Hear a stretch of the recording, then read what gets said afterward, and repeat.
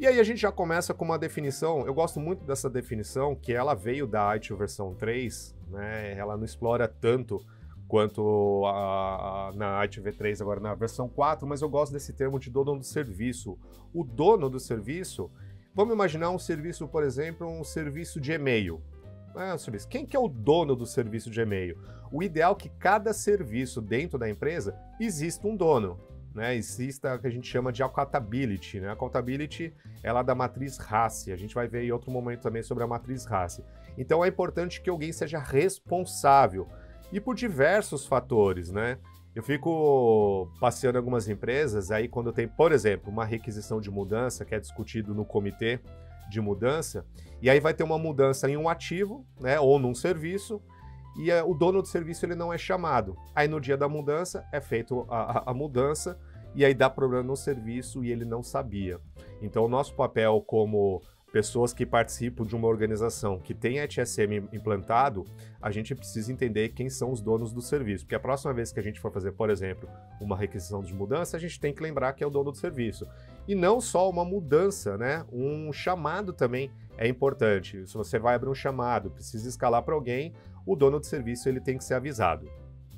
Então vamos lá, o dono do serviço ele tem o papel responsável pela entrega de um determinado serviço, e aí quando eu falo de serviço é serviço de tecnologia, você pode imaginar qualquer tipo de serviço, qualquer um, tá? Eu dei o exemplo de serviço de e-mail, mas pode ser um serviço da internet, pode ser um serviço da nuvem, uma aplicação, um serviço de impressão, alguma coisa mais simples. Então, todos os serviços têm que ter um dono de um serviço. Alguém tem que ser responsável, ou seja, alguém que vai assumir pelo menos a culpa de alguma coisa.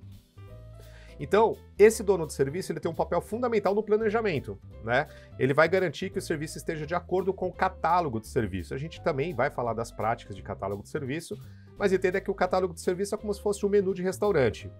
Então, quando, por exemplo, um cliente vai entrar em contato através da central de serviço e ele vai solicitar uma requisição de serviço ou um suporte, alguma coisa, ele vai ver lá o que tem. O catálogo de serviço é extremamente importante para a gente evitar aquele caso, né, onde as pessoas ligam para a central de serviço dizendo que o elevador parou, que a cafeteira parou, né, que o ar-condicionado está quebrado, não está gelando.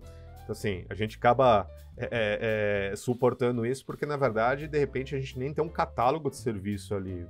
Ou até pode ter, mas informar que aquilo lá não é um serviço de tecnologia. Pode até abrir um chamado e encaminhar para a área responsável. Então, o dono do serviço é extremamente importante em várias fases. Na fase de planejamento, para garantir que o serviço esteja de acordo com o catálogo.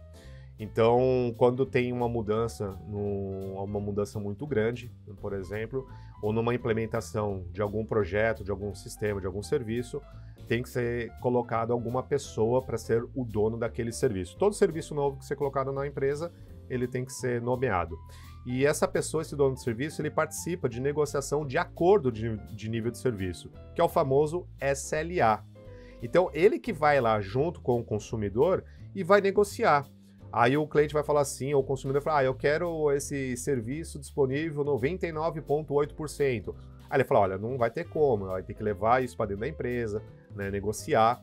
Na verdade, tem o papel de gerenciamento de relacionamento do negócio que faz isso com o negócio, mas o dono do serviço ele tem os dados técnicos que, de repente, o gerente de relacionamento de negócio não tem.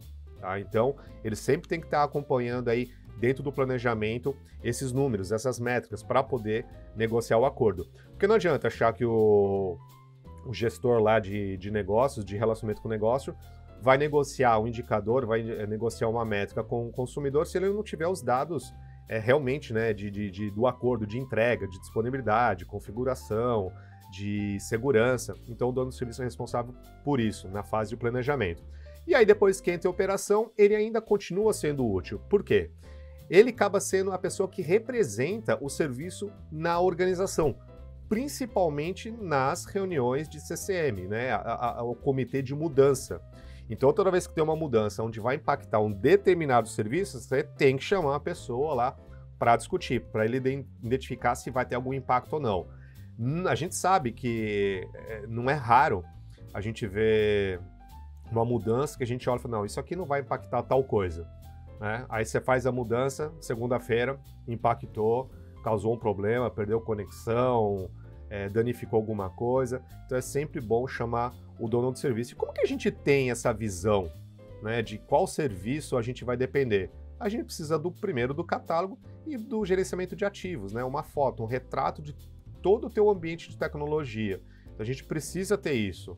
E aí vai apontando os donos do serviço. Então toda vez que você for fazer uma mudança, imagina como se fosse um mapa mental, né? Você tem um centro do serviço e aí você tem os risquinhos. Ah, esse serviço eu preciso de um servidor, eu preciso de um link, eu preciso de um roteador, eu preciso do link da internet, eu preciso de outro aplicativo, do banco de dados. Então você vai puxando, porque a hora que você for fazer uma mudança que impacte esse serviço, vai impactar outros recursos e outros serviços, né? Então você precisa fazer a gestão de ativo para depois, né, ter esse tipo de controle. Também outra coisa que não é raro de se ver nas empresas é a gestão de ativo, um painel físico, né, olhando qual que é a estrutura toda, da onde está conectado em quê. Então ele fica meio na mão e nas cabeças de alguns profissionais, então isso tem que estar visível, né, tem que fazer a gestão certinha. O dono do serviço também ele é responsável para atuar como o primeiro contato com o cliente para tirar alguma dúvida, para um esclarecimento. Ok? E aí quando eu falo assim, puxa, o Adriano lá no curso falou que a pessoa tem que ser a primeira pessoa, é a central de serviço. Como que faz para o dono do serviço não ter que entrar em contato direto? Gestão de conhecimento. É outra prática da ágil. Dá todo o subsídio para a central de serviço, através do catálogo de serviço, seja na intranet, seja na internet. O cliente, o consumidor vai abrir um chamado, ele quer saber mais do serviço, cabe ao dono do serviço explicar ou até ser o primeiro contato se tiver para ter que ter algum esclarecimento. E também atuar em reuniões de análise crítica dos serviços. Então muitas vezes a gente tem um major incident, né? Ou seja, um incidente grave, onde impactou muita coisa, e aí quando precisar, eu preciso saber aqui quem mexe com um e-mail, chama o dono do serviço. Então tem que ter, todo serviço tem que ter um dono, ok? Para chamar numa reunião de mudança, por alguma coisa muito crítica, né? Então o nome dele tem que estar estampado. Então tem que lembrar do serviço, tem que lembrar do dono do serviço. Logicamente que uma pessoa pode ser dono de vários serviços. Uma empresa pequena, você tem lá 200 serviços, o único dono pode ser dono de tudo, né? Obviamente que a gente sabe quais são os problemas. E mesmo aquele serviço que está na nuvem, ele precisa também que alguém controle aquilo. Porque nem sempre, por exemplo, numa análise crítica, numa requisição de mudança, toda hora o fornecedor vai ter que estar junto, né? Então, se você tiver uma pessoa que dê suporte, que conheça sobre isso, ele pode ajudar e aí também não ter que deslocar um fornecedor para uma reunião, por exemplo, né? Principalmente aquelas empresas que fazem mudança constantemente. E, bom, a gente precisa fornecer todos os insumos para a melhoria contínua do serviço. O que significa isso? O dono do serviço ele tem que ser responsável pela melhoria contínua do serviço. Então o dono do serviço tem que ver os chamados que estão sendo abertos daquele serviço, tem que identificar os eventos, dar uma olhada no log, dar uma olhada nos problemas que aconteceram, disponibilidade, capacidade, segurança, tem que olhar todas as outras práticas, todos os indicadores e identificar melhoria. Né, entender o que o negócio está pedindo, gestão de demanda, gestão de portfólio, começa a entender dos olhos do consumidor, dos olhos da TI e começa a sugerir mudanças, sugerir melhorias no serviço, em todos os aspectos, pode ser no gerenciamento, pode ser na tecnologia em si, mas essa pessoa é extremamente importante. Aquela coisa, né, cachorro sem dono morre de fome, então todo cachorro, todo serviço dentro da tecnologia tem que ter o dono lá para alimentar, para planejar, para dar suporte e para fazer a revisão, melhoria contínua. Bom, outro papel importante aí são os clientes, internos e externos. Depois a gente vai explorar, Adriano, você toda hora ou você fala cliente, ou você fala consumidor, você fala usuário. Mais para frente a gente vai descrever cada um, tá? O que é o consumidor, dentro do consumidor a gente tem o cliente, tem o usuário, tem o patrocinador, a gente vai dar série de exemplos aí para ficar bem claro essa questão.